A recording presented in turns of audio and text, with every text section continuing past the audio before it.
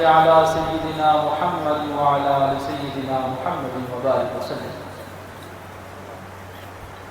حق تعالیٰ کا بے انتہا فضل و کرم اور اس کا شکر احسان ہے کہ اس نے ہمیں اور آپ کو اپنے پیارے حبیب آقا دو عالم نور مجسم حضور جناب احمد مجتبی محمد مصطفیٰ صلی اللہ علیہ وآلہ واصحابہ وبارک وسلم کی مبارک و مقدس امت میں پیدا فرمایا اور ہمیں آپ کے امتی ہونے کا فخر عطا فرمایا۔ الحمدللہ علی ذالک۔ عزیزان ملت اسلامیہ، بعض لوگ یہ سوچتے ہیں کہ اگر اذان شروع بھی ہو گئی تب سحری ہم جاری رکھ سکتے ہیں، سحری کر سکتے ہیں، کوئی حرج نہیں ہے۔ ہاں، اذان اگر ختم ہو جائے تو اب سحری کرنا جائز نہیں ہے، منع ہے، سحری سے ہاتھ روک لینا چاہیے۔ تو یاد رکھیں، صحیح اور درست مسئلہ یہی ہے کہ اذان جو ہوتی ہے وہ صبح صادق کے شروع ہو جانے کے بعد ہوتی ہے، اور سحری ہم کو جو ختم کرنا ہے وہ صبح صادق کے شروع ہونے سے پہلے ہی ختم کر لینا ہے۔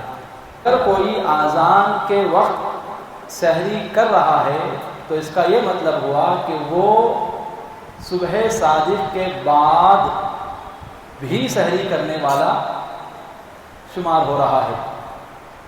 حالانکہ صبح صادق کا وقت جیسے ہی شروع ہوتا ہے سحری کرنا ناجائز ہے، اور اگر کوئی صبح صادق کے بعد اور اذان کے دوران اگر کوئی سحری کرتا ہے یا پانی پیتا ہے یا چائے نوش کرتا ہے یا کوئی بھی کھانے پینے کی چیز اپنے حلق کے نیچے اتارتا ہے تو پھر اس آدمی کا روزہ شروع ہی نہیں ہوا، اس آدمی نے روزہ رکھا ہی نہیں، وہ روزہ چھوڑنے والا شمار ہوتا ہے۔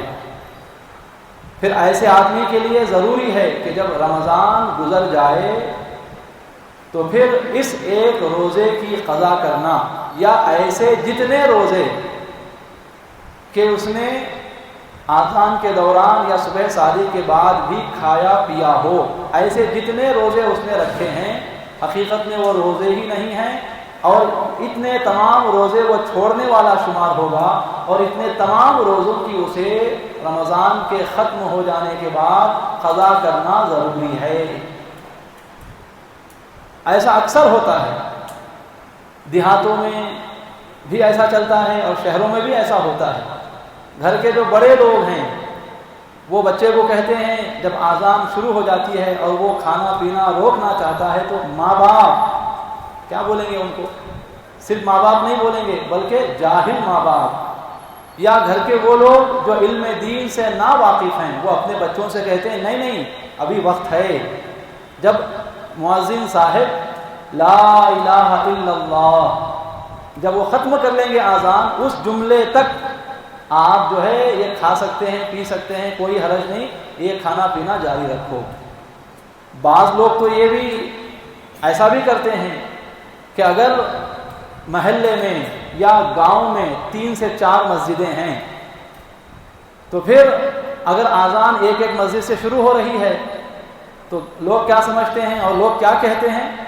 نہیں نہیں، جب تک آخری اذان ختم نہیں ہوتی، ابھی یہ پہلی اذان ہے، ابھی یہ دوسری اذان ہے، جب تک آخری اذان اور اس آخری اذان کا آخری کلمہ جب تک ختم نہیں ہوتا تب تک آپ سحری کر سکتے ہیں، کھاؤ پیو کیا بھی نہیں، کیا بھی نہیں۔ اس طرح لا علمی کی وجہ سے، جہالت کی وجہ سے وہ خود بھی ایک گناہ کا حکم دینے والے بنے اور جسے حکم دے رہے ہیں اسے بھی گناہ میں مبتلا کرنے والے وہ بنے۔ سوچئے جہالت کتنی بڑی خطرناک چیز ہے۔